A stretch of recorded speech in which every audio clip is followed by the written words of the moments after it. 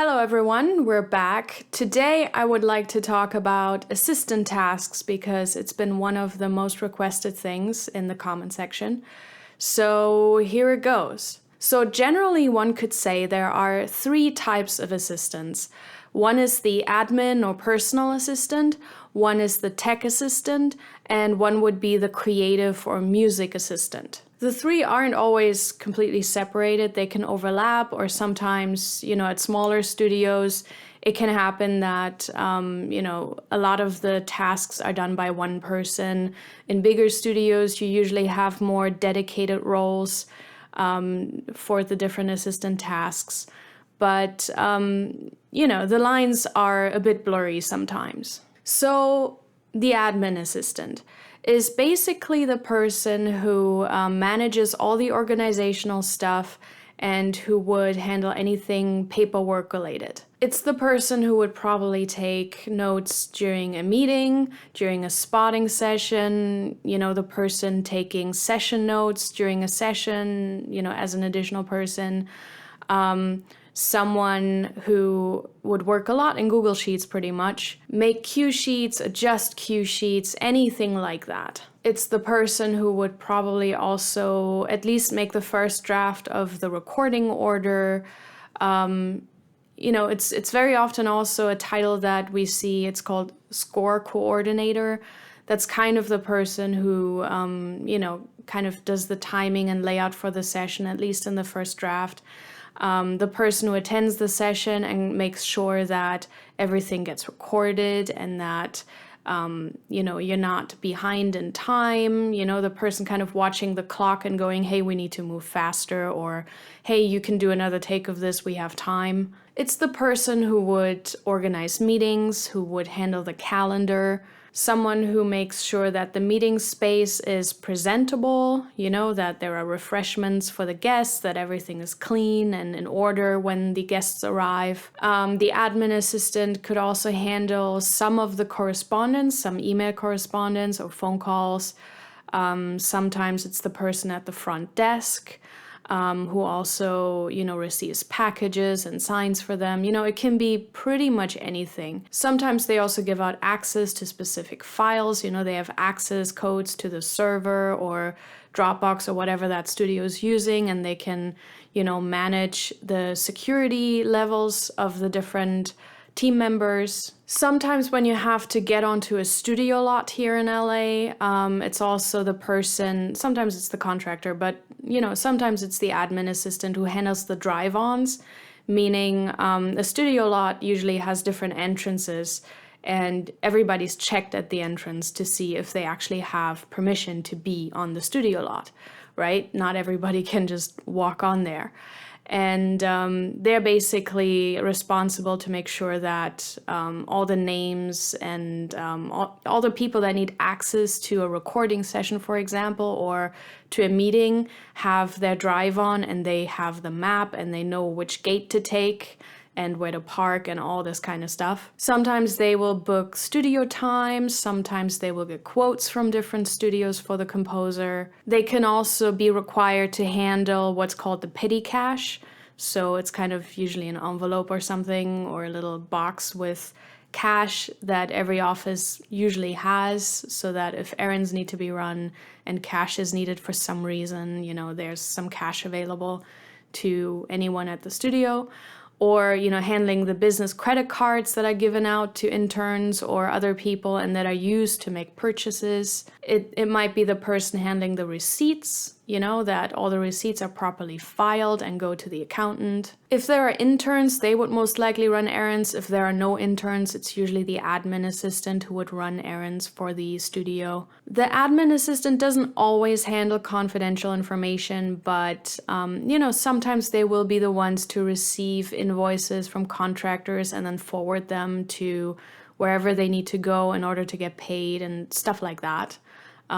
Sometimes they might handle contracts, but, that kind of really depends on the relationship that the admin assistant has with the composer. Sometimes the admin assistant will also be the one to collect applications if the composer put out, a request and, is looking for someone, additional writers or a new assistant or interns or something, then the admin assistant sometimes can also, kind of do a pre-screening of the applications, just kick out everybody who did not adhere to the requirements. People have missing material, or where the links don't work, or they didn't put a resume in or something, where they can very easily already kind of kick out a certain percentage of the applications, so those never even land on the desk of the composer. Sometimes it's also the person handling bills. Not always. Sometimes there's like a separate studio manager who's managing the facility and is taking care of that. But sometimes the admin assistant is kind of responsible to keep everything running. Something I've also seen is for the admin assistant, if there's not a travel agent booked, then the admin assistant might also be in charge of booking flights and travel accommodations for the composer, and making sure that also other team members, have their tickets and pickups and, everything kind of set up already before they go. That's not really usually done by the composer themselves. But other times this is also done by the production, so it's kind of a question of the specific situation, pretty much. So basically, in conclusion, the admin assistant, or sometimes also personal assistant, is basically in charge of anything organizational and anything regarding correspondence that doesn't necessarily have to be done by the composer themselves. Then we have the tech assistant, which isn't always a separate person. Sometimes it's also just the general music assistant. But in bigger studios, it is, a separate person. And that person basically does anything tech related. It's the person keeping the facility running, the studio running in particular. So the main task is to keep all the rigs running so that the composers don't have to worry about it and can focus on the creative. It's the person in charge of optimizing the computers and the software and the hardware, making necessary updates and upgrades when, the time is right, especially when something needs to be tested first to see if everything is still compatible and running. So this is very important. It's the person who would probably create or update templates of the composer. It very often happens that the composer is done for the day, and then before they go home, they tell the tech assistant, hey, I'm gonna come in tomorrow at 10 a.m. Could you before then make sure that these new instruments are in my template, because I'm going to need them for that next cue, so that the composer doesn't have to take care of it. They can just come in and start writing. So it would also be the tech assistant's task to, install new software, download new libraries, anything like that, update old software. He or she would, upgrade or replace computers and make suggestions to the composer. Hey, this is very outdated. There's this new thing available. It costs this much. Should we get it? And then over the weekend, I could implement it already so that on Monday you have this available, and then you have twice the speed or twice the hard drive space or something. It's the person who would also do the wiring and routing, especially at bigger studios where you have just a lot of cables running around. Some studios also have a recording space with a separate control room and a console and everything. So there is a tech necessary to keep all that running and to, kind of do the general maintenance on that so that you don't have any negative surprises during a session. It's also often the person who would handle the studio network. That's very, very important. The internal network, so that all the computers and server can communicate with one another, but also keeping it secure so that nobody from the outside can tap into the network. Very important in bigger studios that handle very confidential, sensitive information.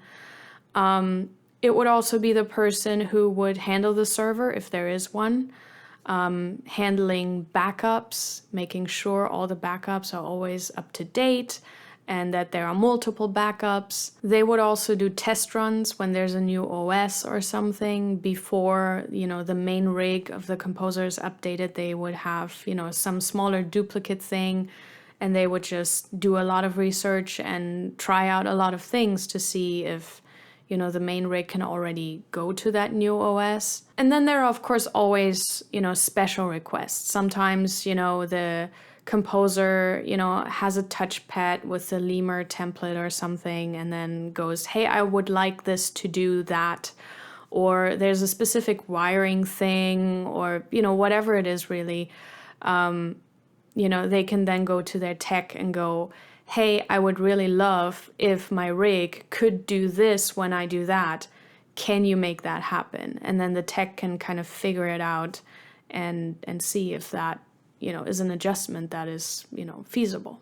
So in conclusion, the tech assistant, anything technology related, as the name pretty much says. And then lastly, we have the creative assistant, which is pretty much the assistant that helps out with anything music related. So that would be the person who would go into the actual music sessions of the composer. That can be to do cue conforming. So, you know, they got a new cut, but the main composer needs to keep writing new cues. And so maybe the assistant then goes in and conforms older cues to the new picture version.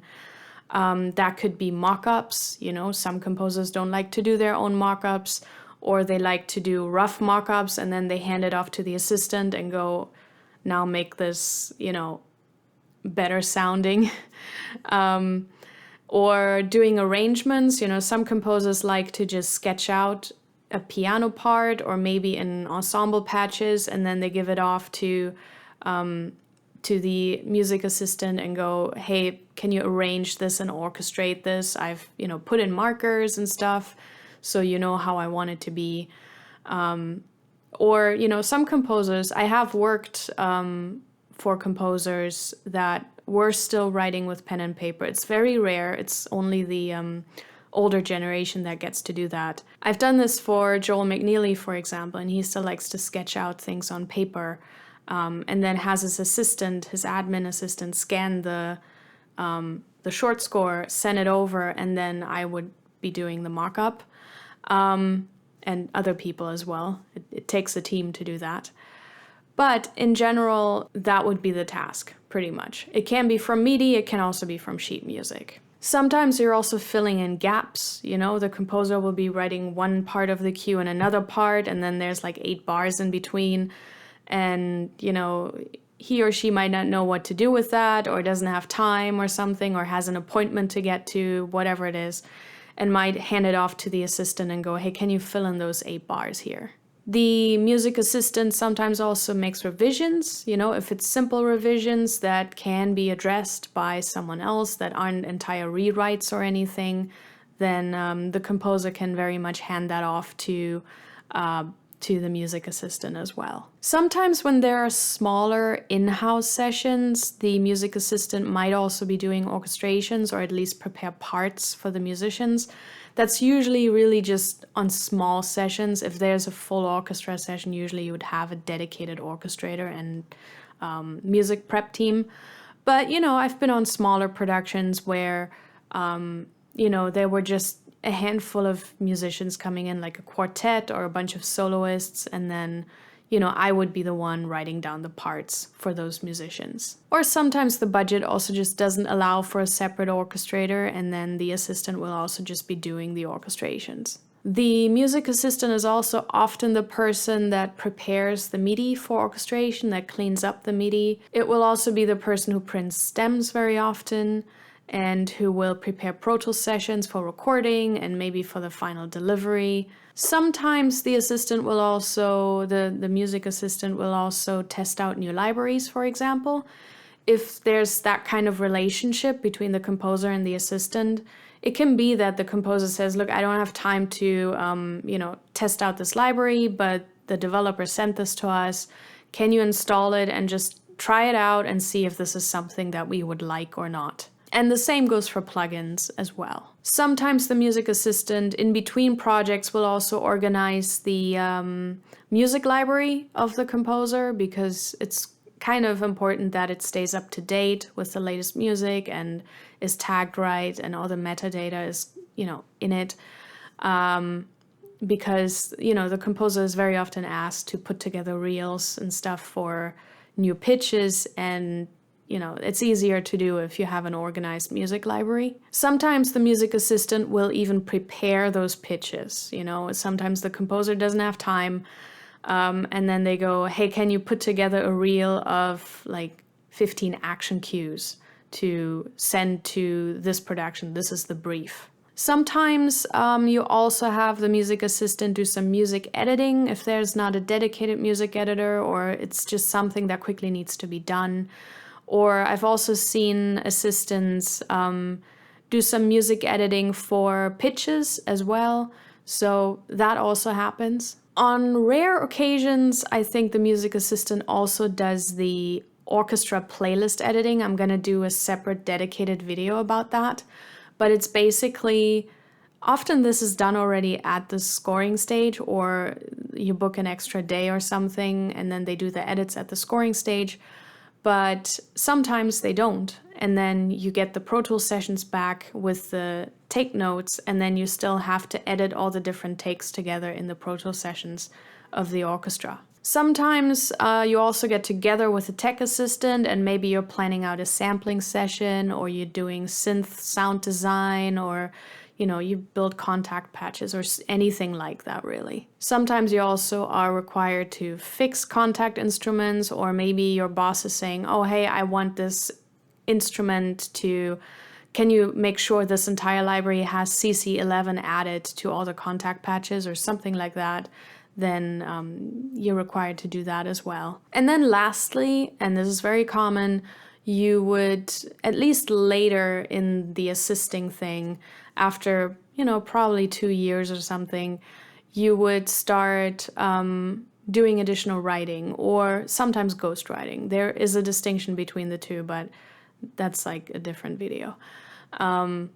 But yeah, writing is actually very often a part. If you're the senior assistant, the senior music assistant, very often you will also be writing a couple of cues for sure, if it's not outsourced. But very often the in-house team still writes, and then it's just supplemented with people from the outside if, more labor power is needed. So in conclusion, the music assistant naturally is in charge of anything creative, anything music related that the composer cannot take care of. I hope this was helpful.